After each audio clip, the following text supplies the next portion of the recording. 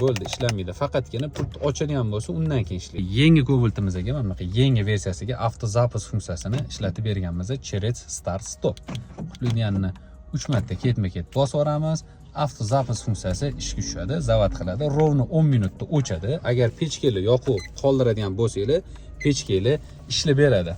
Yana bitta zo'r funksiyasi buni kelib o'tirasizlar, mashinaga tormozni bitta bosadigan bo'lsangiz, avtomatik start stopdan mashinani o'zini miyasiga o'tib ketadi. Bu ishlashi uchun blokirovka qilish shart emas.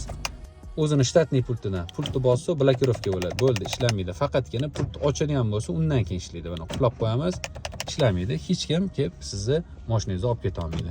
Avtozapuskni ishlatganimizdan keyin yana bitta qo'shimcha funksiyasi o'zidan pultni o'zidan bemalol o'chirsa bo'ladi. Ochadiganini 2 marta bosasizlar, mashina o'chadi. Kimga shunaqa xizmatlar? Maxslarga murojaat. Joninglar sog' bo'lsin.